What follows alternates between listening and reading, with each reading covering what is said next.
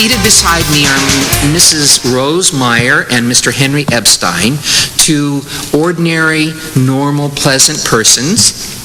They're local Stocktonians. They're not high-powered celebrity speakers. In fact, Ms. Meyer's daughter is a member of our class, a wonderful student. Now, they're just human like we are, and that's why I've invited you here to hear their story, to learn from their humanity. And now, please, join me in welcoming Mrs. Meyer and Mr. Ebstein. And at this point, I turn the rest of the presentation over to them.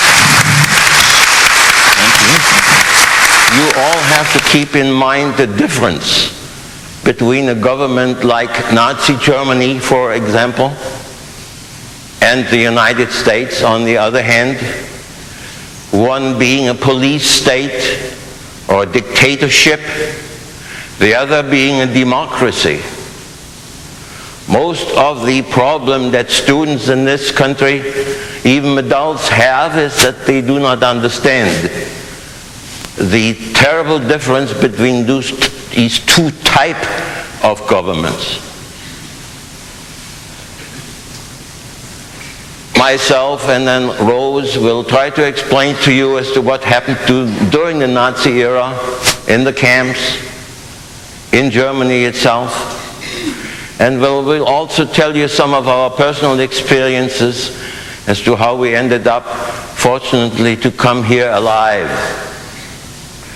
What happened then? You had the SS and SR, as we call it, and the military organizations of Nazi Germany simply went to Jewish homes all over the country and also in occupied countries and simply invaded Jewish homes in the middle of the night, scared everybody half to death,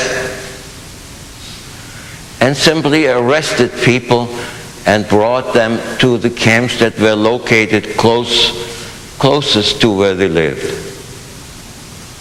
Now keep in mind this situation went on for 4 and 4.5 years.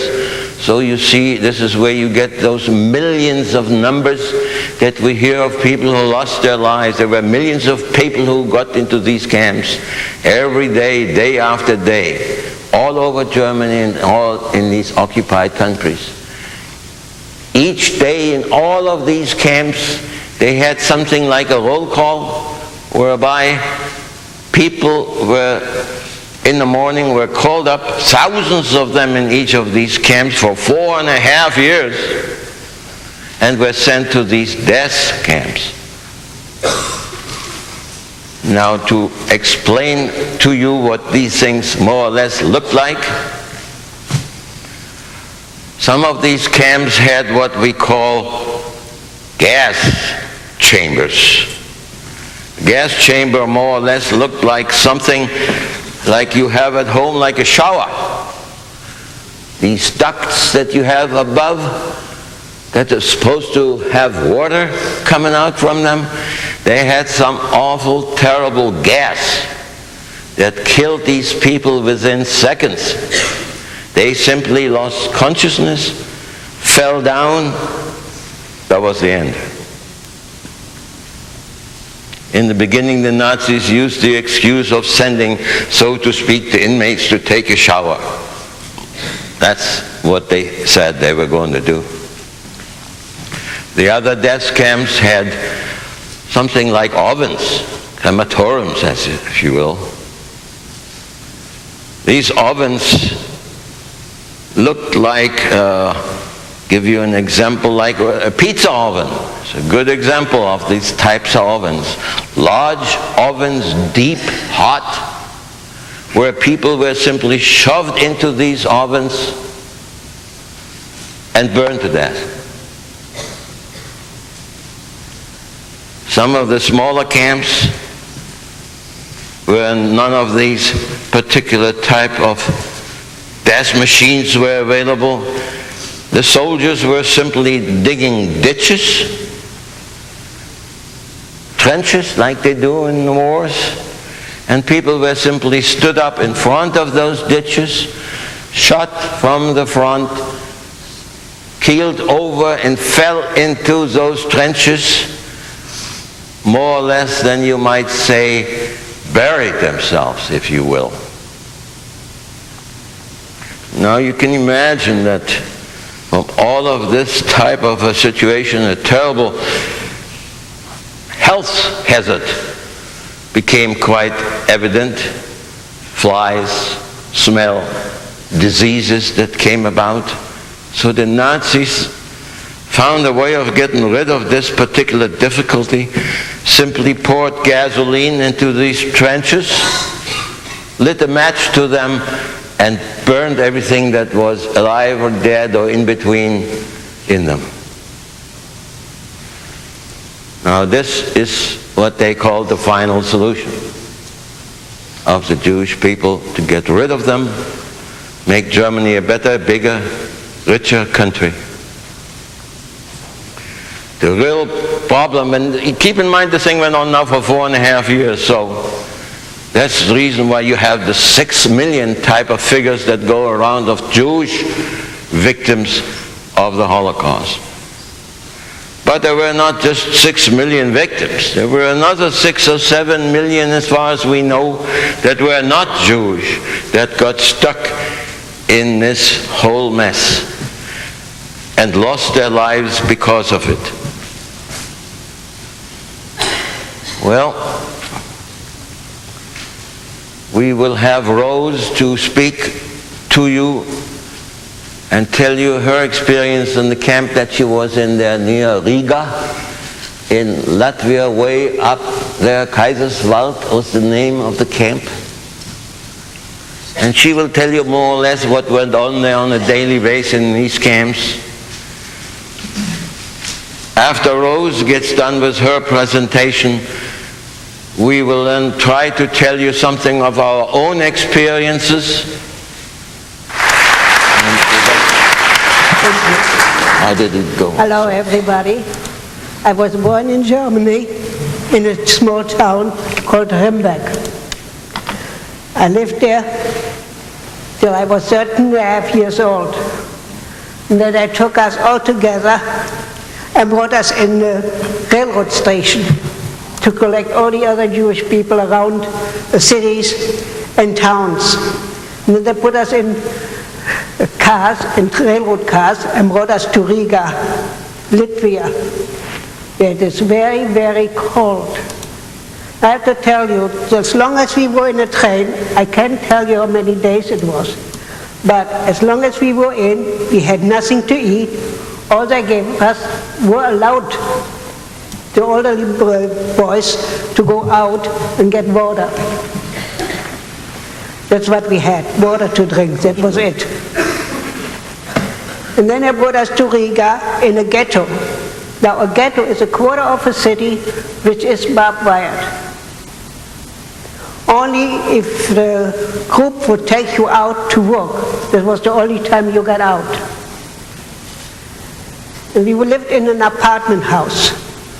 But before we got to the apartment house, I have to tell you, I have seen houses where blood and hair was still on the windows, where Jewish people would occupy them, and there were the children just thrown out of the window, or they were holding them on the hair and ripped them right out.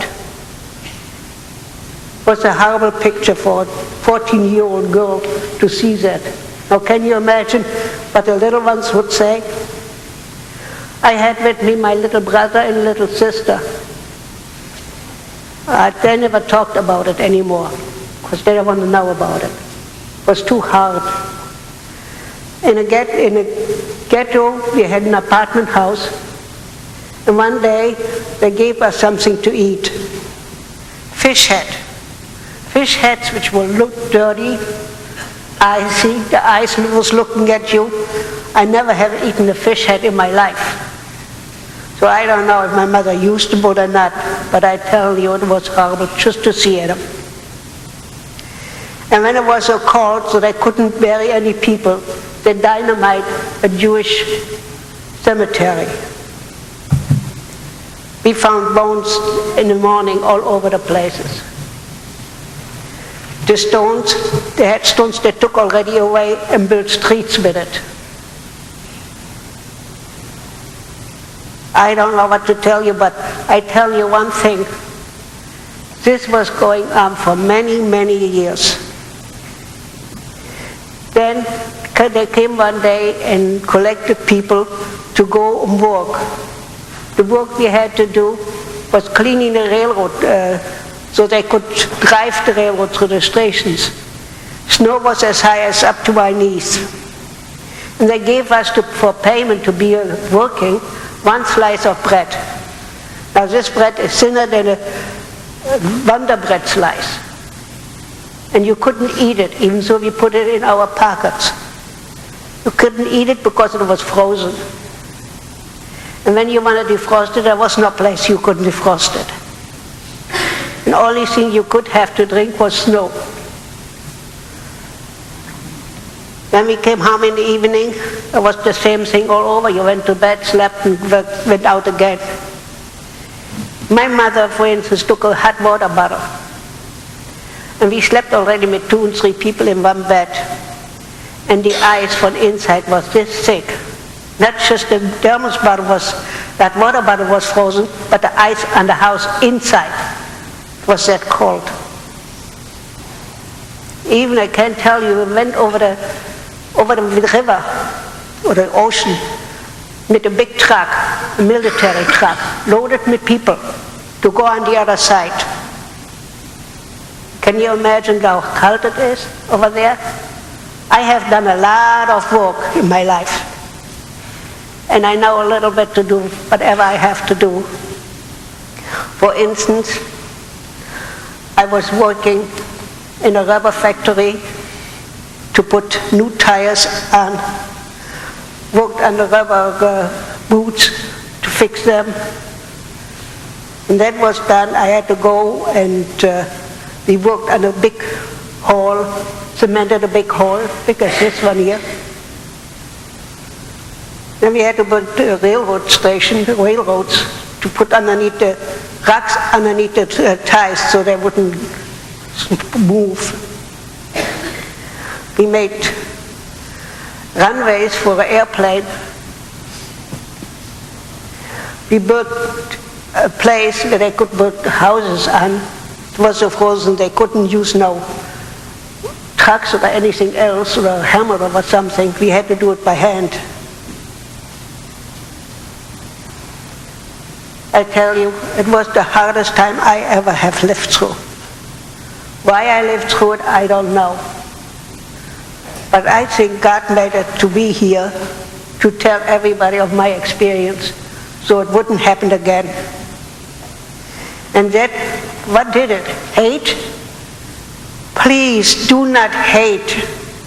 Hate is something very bad. Besides, you hate somebody today, tomorrow, maybe next week. But do you know in the end why you hate a person? Please do not hate. Don't put your head in the sand and forget about it. The world is wonderful if it is peaceful. And only you kids, I'm sorry to say this, but you can make something out of yourself and you can turn everything around. If you just want to and stay in school and learn something. What you have in your head, nobody can take away from you. Thank you.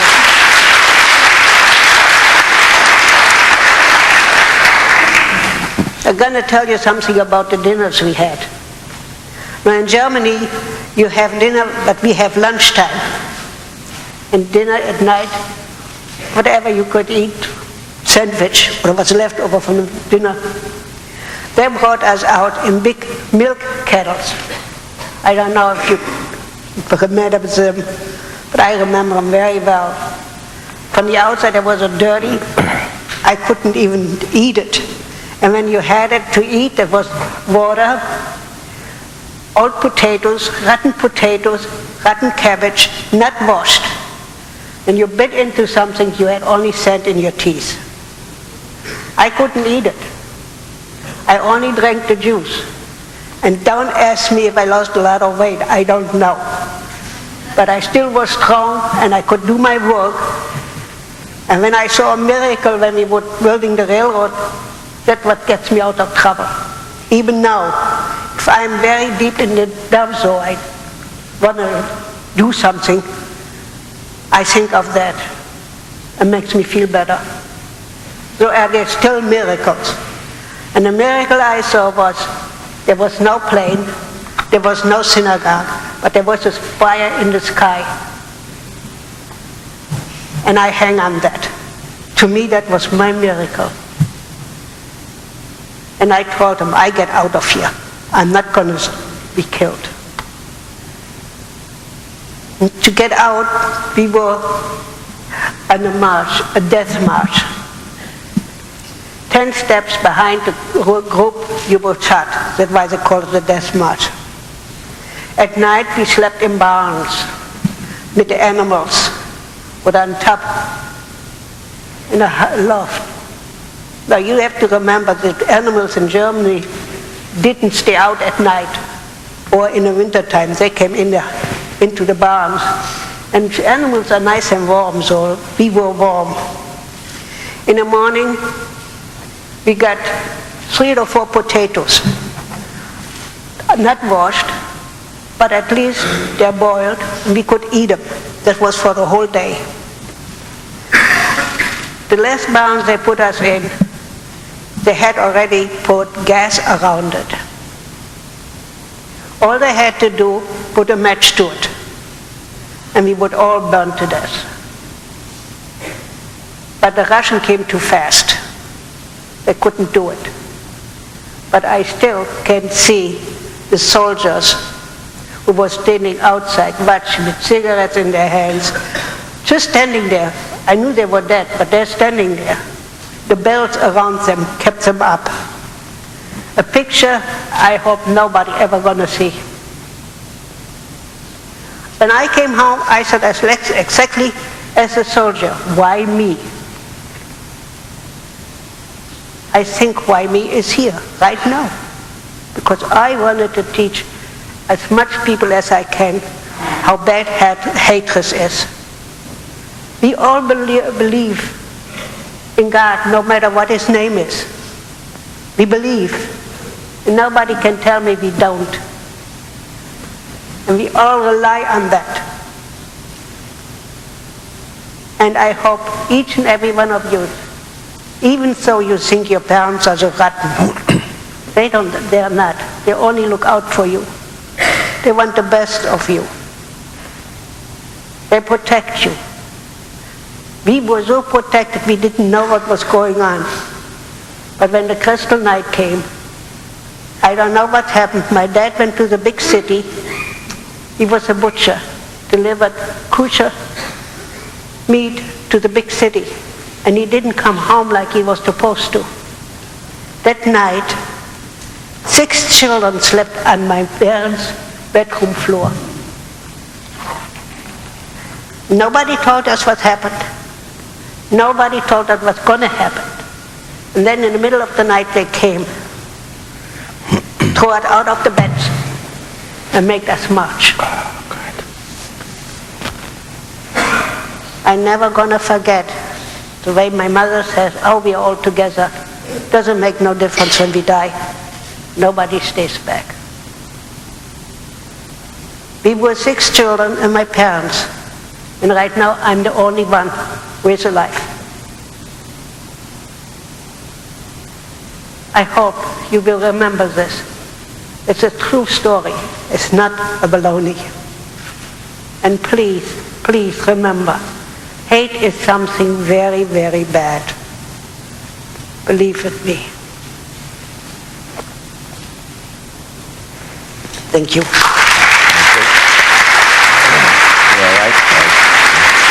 All right, folks, I will tell you something about my own personal experiences.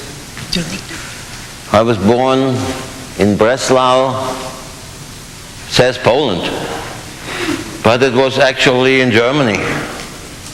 After World War II, the borders were simply moved to the east, and now my hometown, so to speak, is in Poland, has been for 50, 60 years, and that's not much of a hometown. The buildings may be still the same, but I have never been back there. It is now, as you can see, just about in the middle of Poland, doing when after World War II, when they made this peace treaty, Poland was complaining to the Allies that they had lost an awful lot of their land and people on the eastern side because of Russia, and they wanted to get some of that land back, but Russia was not willing to do so.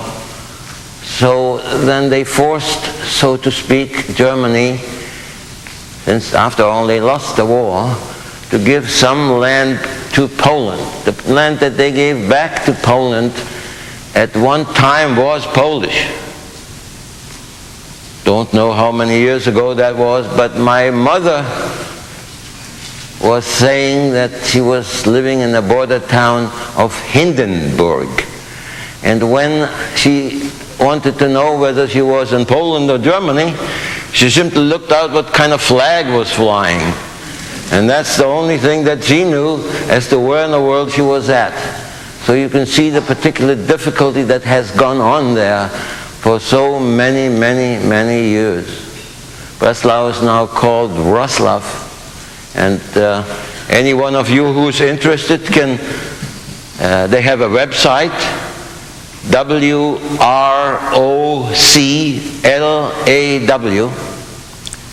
And just go onto the west side on the website and www.wrocław.org, and you will be able to see some pictures and some history of that part of Europe. This is very interesting, even to me. Ever so often when I have nothing better to do, I would go back there to see as to what is happening. From my father was in a working camp, labor camp, in the north of Germany near Hamburg, way up straight north. And all of a sudden that his mother or my grandmother passed on. And in those days, early 1938-39, people were still allowed to go back home to funerals. Later on, that was not permissible. And so my father came home then to attend this funeral. And then I had another younger brother. And both of us then more or less convinced our parents that we would have to get out of Germany. There was no future there for us. Nothing to learn, nothing to do, nothing but hatred and terrible anti-Semitism that was getting worse and worse as the war was getting worse every day. So my father then obtained passports for us. Okay, my first name here says Horst. That was my given name by my parents. It was quite a popular German name. When I took citizenship papers here in the United States, I was telling the judge that I did not like that first name because some big Nazi general by the name of Horst was bugging me, and so then I changed my first name to Henry.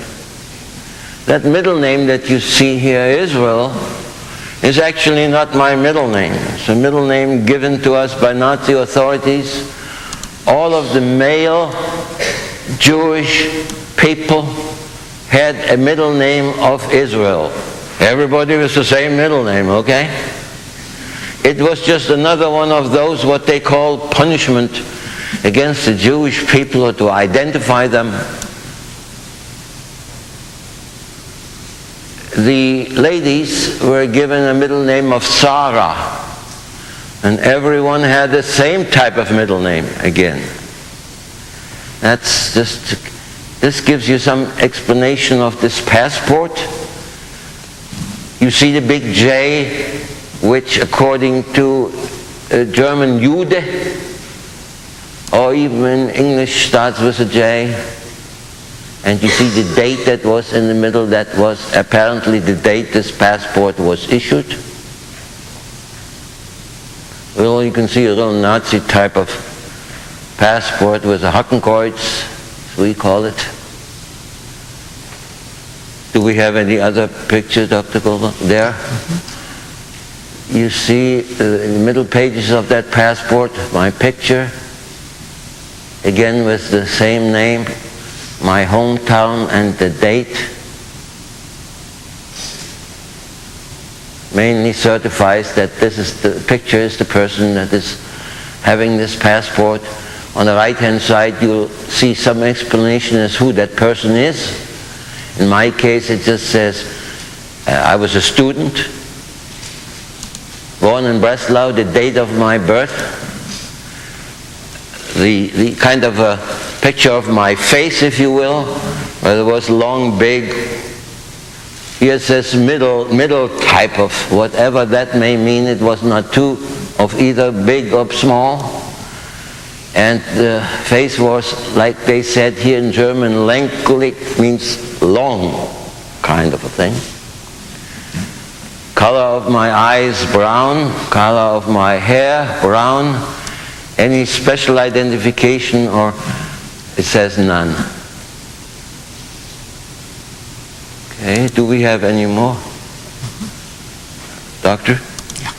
Maybe here? Okay. This gives you a picture here of the visas that we had to have in order to get out of Germany. There was no place in the world that would accept Jewish refugees of any sort or any kind, except Shanghai, China. Now keep in mind, this was in 1940, fairly early during the war years, but at that time World War II had already progressed to a tremendous stage there. Now keep in mind that was prior to Pearl Harbor Day. But in any case, these visas were issued in Hamburg, Germany, by the consulate. Russia, Consulate General of Japan at Hamburg, it says, Japanese, and I guess Chinese. These were what we will call transit visas. They were only supposed to be used for passing through the particular country. And we then left from Berlin, you see, right there, that red dot now, through Poland, those days all of Russia,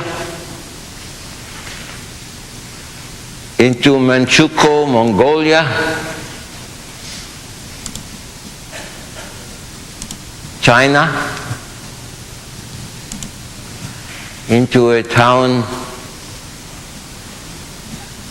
called Tsingtao, which was right below Shanghai, about 2 hours. We traveled by a Japanese boat from Tsingtao up to Shanghai. This gives you some faint idea, practically half of the world, if you will.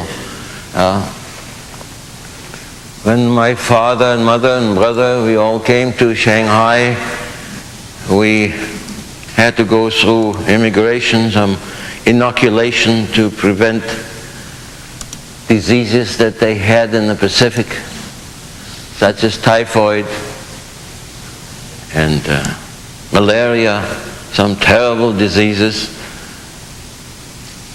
And we ended up in Shanghai, China, which at that time was okay still until after the Pearl Harbor Day situation in 1942. Here we have a picture of some of the Chinese immigration papers that we had to put down. More or less it says about the same thing, that we were German and the age and occupation student, as you can see.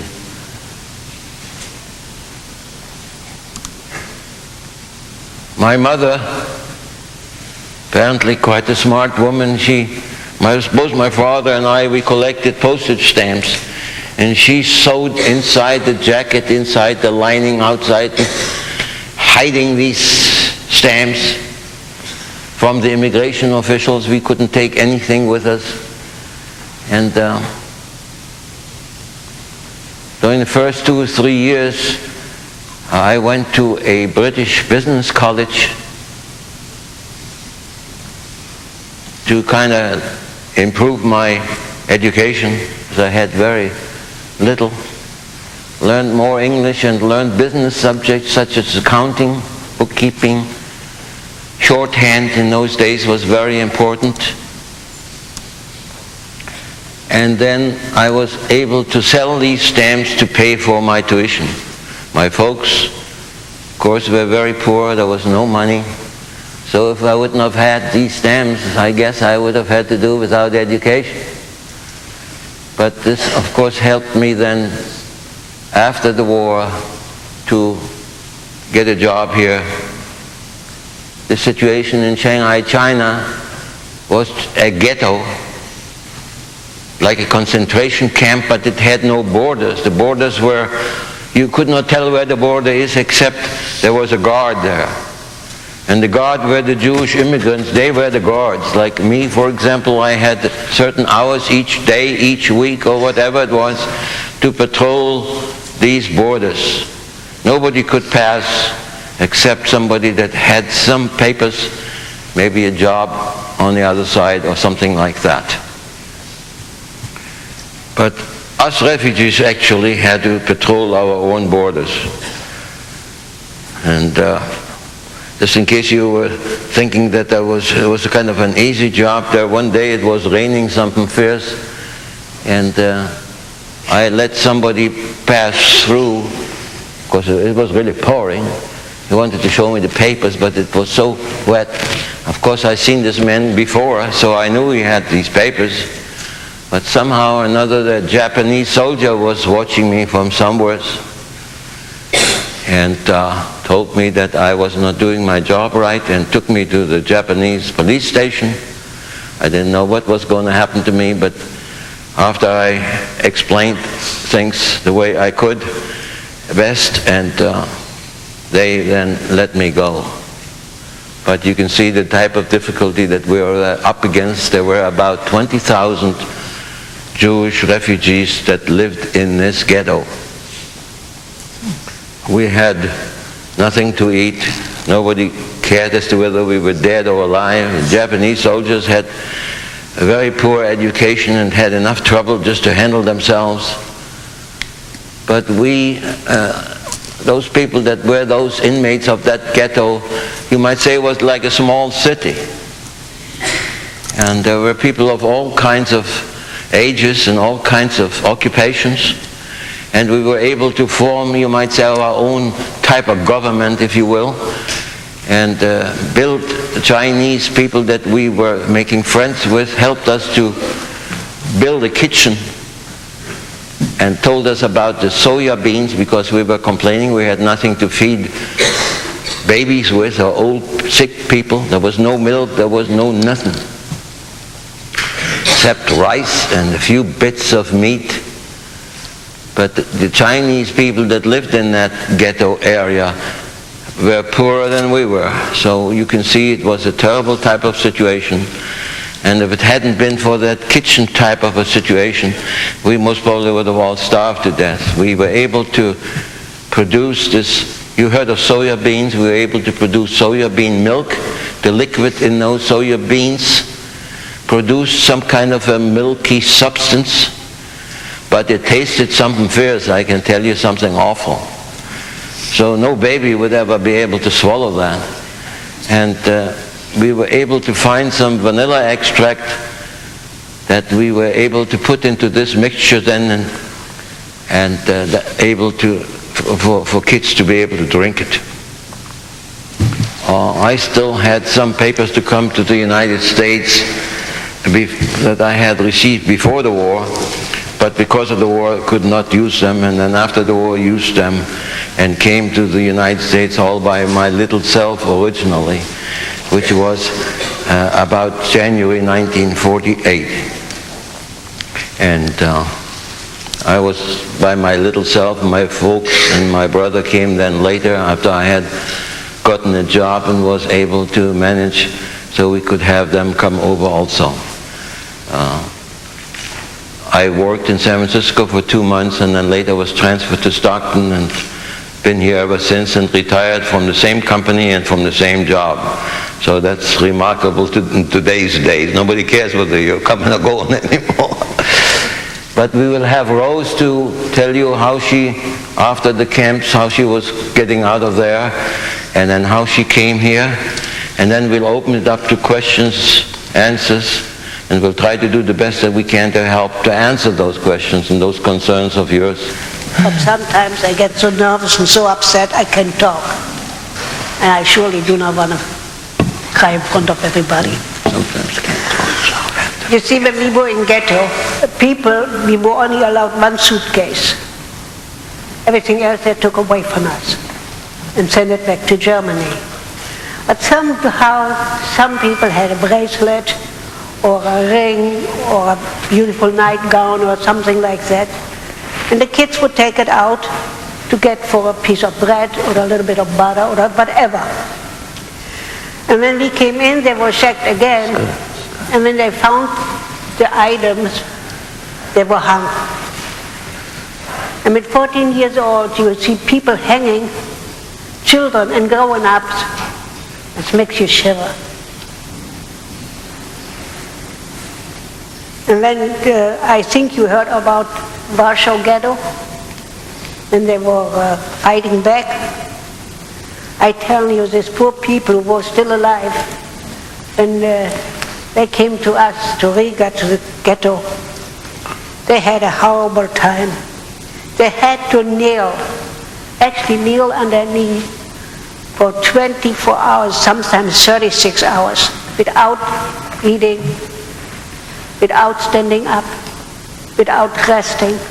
That was the punishment. I worked with civilized people in Riga, with public people, so they didn't give us the number. They gave us the Star of David. And then they shaved our heads. And the hair they had for us was sent back to Germany. They used it to put it in stockings, to knit in there, because they were nice and warm. Our clothes went all back to Germany. All we had was traveling clothes, the striped one, very thin. Shoes, forget it. Everybody had rags around their feet, and you can imagine, and it is so cold, and only rags, how cold your feet get, how frozen they are. I had a frozen toe, I had my legs frozen, but you couldn't go to a infirmary to get doctor's attention. First of all, there was any, and second of all, you never knew if you would come back out again. They made so many experiments, how babies were born, how babies were twins, and all that kind. And diseases, how to fight diseases, how a person get a heart attack. They put water in your veins just to make sure you can die that way. Women had a hard time. They put cement in the ovaries.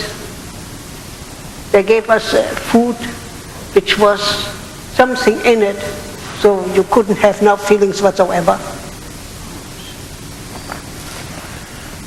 When we were in Riga, in concentration camp, we had one, he looked like a movie star. And he was a murderer. He came, this was our foreman, murderers and political. One day, he took maybe 150 people out to work. And he came back only with 50. And they shook their hands. What they did, they had a game, had a good time. They sent people into the water. It was cold. If you could swim, they were shooting you. And if you couldn't swim, you drowned anyway. So when they came back, they said thank you to him. And gave him extra cigarettes he could smoke. That was our foreman. Everybody was shaking with it when we had to go with him to work, because we know he was a mean guy. Then one day, the clothes we got, a lot of people were there. They put them in a machine to delose them. They were clean, so they could go back. When we were finished with them, people didn't come anymore. Germany was already all taken out from the Jewish people. I laid in one of these machines and slept. There was nothing to do. I was tired. So here comes the commandant from the ghetto. He told my foreman to give me the hardest jobs they had. And I was teasing him, because I know how to work. I did it all my life. Now, all we had to do, they had big guns of train with potatoes. Now in Germany, they make big ditches, they put straw in it, put the potatoes in it, and the carrots, and then they cover it up again so they wouldn't freeze. When you take them out, they're like fresh vegetable, like you would freeze them. So I did that, and here on the post to look over the people, I felt the guy had a machine gun trained at me. Now I am a person who doesn't want anybody to get hurt because of me. So I have to be double careful to do what they want me to do. And I keep on walking back and forth, back and forth. When he came down, he said to me, "You know I had a machine gun trained on you." I said, "Yes, I know." He said, "I never have seen any Jew working as hard as you are." All I could say is, sorry, I was growing up in pick and shovel, which I wasn't. So he let me go, and he went away and he didn't see him. Only when the patrol was on and they was looking. Now, one thing I have to tell you, we were in one of the prisons we had to talk. I remember like it was yesterday.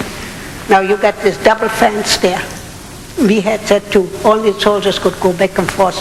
You couldn't talk to the guys in the other camp. And I tell you that I had such a funny feeling. I always was looking over my shoulder, where is the police? Where's the soldier to shoot me? Where's the gun? I tell you, even up today, I still see it and I feel it. The nights are the worst time of the day you can imagine. It is horrible. When I came back from the camp, I was very, very sick. The doctor and the nurse stood next to my bed and said, "She's never going to be normal again. She's going to be sick, she's going to be mentally retarded." Oh, I don't know, I don't think so. But I want to tell you, I got one of the flat wagons on the train. You could see where the bomb got hit the trains. Eyes were standing up in the air and big holes underneath it. And I turned around. Now I should have been happy, gay, and laughing my heart out. It was a whole field, nothing else but horses with upblown bellies, people, soldiers, hanging from the wires, hanging with their fall shields up there, and they couldn't come down, all that. My thought was not a happy one. I only felt sorry for the people who left behind, like their parents, their children, their wives. That I don't know if I was brought up that way or I feel that way. And I don't think in any religious you are learned to hate. That's what I'm saying. I don't hate the German people. I never went back, but I will not go back. I know where they live, and I know I have nothing to do with them. That's why I stay here and enjoy my life here as good as I can. And trying I can do this for many years more and explain what really happened. So you people will know what really was going on during the Holocaust, during the war. Okay, I think we have a question now. Okay? Okay, yeah, thank you, Rose. Yes, indeed. There are microphones at each aisle if you'd like to step forward and ask specific questions. I will start and ask you about your parents and family. When did you lose them, and then how were you released from the camp? The rest of you, please line up if you have a specific question at the microphone. My dad was first in Buchenwald, and he came back in December, and he died in May, 41. And we went to concentration camp in 41 in December. I think in 42, when I lost my mother, one little brother and a little sister, they were shot, was burned. That was the last I ever heard of him. My oldest brother, they shot him to death because he wanted to go back to the ghetto to take care of his family. My sister, she was a year older than I am. She lost 4 toes from frozen. She was very, very sick. She died in Philadelphia. My brother, the youngest one, was a year younger than I am. And he came back, but he went to Israel, and he died a couple of years ago. So from 6 children, I'm left. My parents are both dead, and there's a lot of my relatives. And then I came home, like I said, on a flat wagon. I went to Berlin. I had no shoes on, just sandals, and I called myself I had legs like an elephant because they were so swollen. I might as well would have walked barefooted because I couldn't have no shoes. When I came home, 6 o'clock in the morning by train, I was looking at one window and I was hoping the house was bombed, which it wasn't. And I looked on the other side, in our garden was a big hole, a bomb hit a hole in the garden, but not on the train or on my house. I couldn't get in the house. It was taken over by the Nazis first. And then nuns were living in there. Oh, they gave me my mother's bedroom and the dressing room and our old bathroom, which had made a kitchen out of it. That's what they gave me. And this was in 45. In 46, they took all my furniture, which the teenagers knew where they were, and brought them back to me. So I had at least a bed to sleep on and a sofa to sit on. Brought it back, and they took it all out of my house. And they told me, we never had to give you the house back, at least the rooms. You could live in a barn that was good enough for you. That was in 46. In 78, my daughter went to Germany because her husband had to do something. And she said she was treated so badly. She wouldn't tell me, but she broke down and she told me how she was treated. She was crying every single day. She wanted to go back to the United States. And why should I go back to a land I don't have any feelings for? Germany is a beautiful land, don't get me wrong. And some people, you can cut people with over one comb, it doesn't work. But they are bad ones. Besides, they were all, how you call it? Responsible. No, they were brainwashed. Each and every one was brainwashed. They weren't allowed to talk to you. We had to go, and instead of the sidewalks, we had to go in the middle of the street. And all those stupid things they did to us. And people knew us because my dad, like I said before, my daddy was a butcher. Somebody wanted to save my daddy and put him in a barn with sheep. But how could he? He was so known for anybody. They would have found out anyway, and the people who would have hit him would have killed the people too. There was no way you could save yourself. Got quite a few people waiting. And you may think, why didn't you fight back? There was nothing to fight back. They had big shepherds. This shepherd wasn't trained like they're trained here. This shepherd went to your throat and killed you right away. And besides, you didn't know the language. You were a stranger in a strange land. There was nothing you could do. Just work and live like a zombie or a robot. Just go and do what you have to do. Don't look backwards, don't look any place else. Just ahead of you. Anything else is gone. And this was 4 years of my life. My kids asked me what I did as a teenager. I started laughing. I said, I never was a teenager. The only teenager I was I had to use my elbows to stay alive. I hope this will take care of everything. Thank you for listening. Hi, my name is Debbie. I just wanted to thank Rose and Henry. Thank you very much for your memories.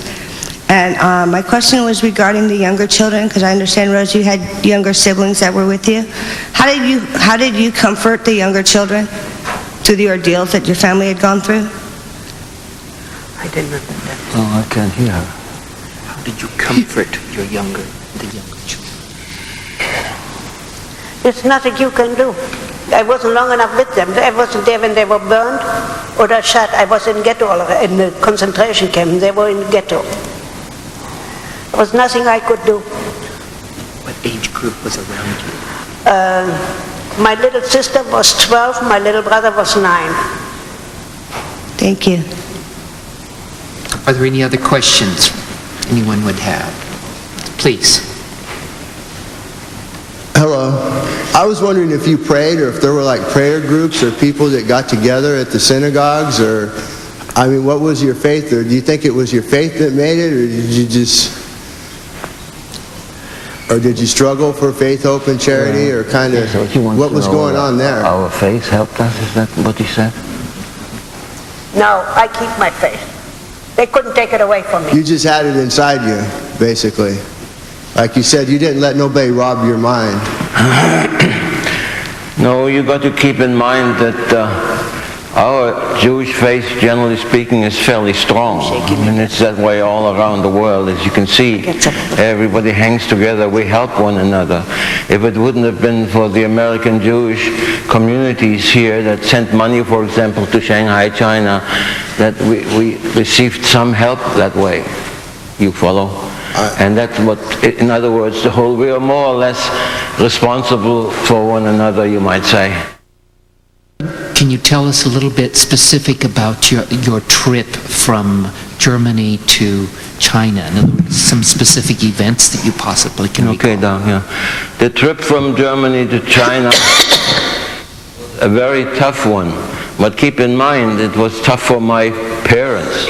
We were kids, and when you're young, you can handle all of this thing much better. But here again, to help this fellow that was just asking these questions, if it wouldn't have been for the Polish and the Russian Jews who've seen these type of immigrants come through there before, and they brought bread and sausage, for example, we wouldn't have had that. We no doubt would have starved to death then. I mean, let's face it. It was a day-to-day kind of a proposition. The train was not a joyful occasion. There were no sleeping facilities. There were no eating facilities. There were simply hardwood boards. Just simply boards and wooden seats. There was no comfort of any sort or any kind. The trip took 14 days. With the war going on today, I don't see the Germans really want to help the United States.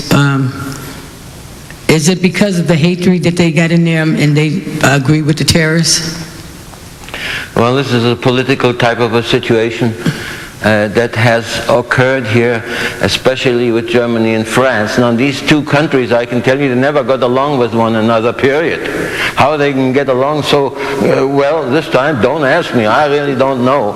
But if there wasn't any kind of a problem between those two countries in the past, they would create one. Look at the coal. I don't know whether you're familiar with European history, but they had trouble with coal. Then you had trouble with chickens. The United States was involved in that chicken war. I don't know whether you heard of that. And so you see this situation keeps going and going. Poland, unfortunately, is a real bad offender in this regard, especially when it comes to anti-Semitism. But keep in mind, in Europe we have these beautiful churches and these beautiful religious institutions and all that. But as far as religion is concerned, they ain't that hot. You see? I don't know what is their problem. They do have a problem with that. And there's quite a few atheists. It's their makeup of some sort. Everybody has a different chemical type of a situation, and we cannot control that. But what the trouble is now most likely deals with Iraq and the Middle East, and they certainly haven't got anything left over for that. Coming back to the Holocaust, those 6 million Jewish people we figured were murdered, if you will. Out of those 6 million, there were 1.5 million were children. Little children, babies. Some babies were born in these concentration camps. You see, they do not seem to have any respect for life in general. What that is, don't ask me. But you can see it's very obvious that they don't. There's people that need help wherever and whoever they are. We don't have that kind of a situation. We go and help anybody. Our men's group at the temple goes out to the interface dining room there to cook turkey dinner. We bring the turkey and cook it and serve it. We don't have any you understand? Well, you guys are very fortunate and very blessed by the grace of God to come out of all of that. And thank you very much for answering my question. Thank you very much. I just want to know how you find out how your relatives got murdered. That she was saying that her sister, was shot and burned. How do you know that information? Well, there are some, like you go to the Washington, D.C. Holocaust museums, and they have an awful lot of information. With this new computer system and everything, anybody that knows anything anywhere will help out in order to make that possible. But I can tell you myself that the aunts and uncles that perished during the Holocaust that I have personally, I don't know what happened to them. What would you say? The earth opened up, and just one of those type of things where there is no answer. Really, there isn't. And I think those people here, of you that are more interested in those, maybe should visit one of these Holocaust museums to get some further information. Rose, Mrs. Meyer here, and myself, we have made a movie, a VCR film, and there's 50,000 of those all around the world, and they help to more or less teach, like we are trying to do. We talk to students all the time, to trying to help us to find ourselves, if you will, so that we become a better country, and that we quit this nonsense of colors and races and all of this Mickey Mouse game that goes on. This leads only to trouble. Never will lead to anything good. It's just the getting together of them will, yes, but you got to give up hatred then. If you can't do that, you never reach the second stage. I don't know, am I answering your question? I know it sounds crazy, but that's unfortunately this whole world is. Thank you very much. Oh, thank you. You wanted to know how I found out about my brother? Yes, please. Even so, he was away from us in another camp. There was a lot of friends we had. So one friend tells the other, and that's the way I got it. And besides, when I was cementing that big hall I talked about, I asked some people if they heard some shooting that night. They told me yes, and they said it's right here, not very far in the woods. So I know it was him. Oh, thank you very much. Thanks. You're welcome. Please join with me in thanking Mr. Ebstein and Ms. Meyer for sharing their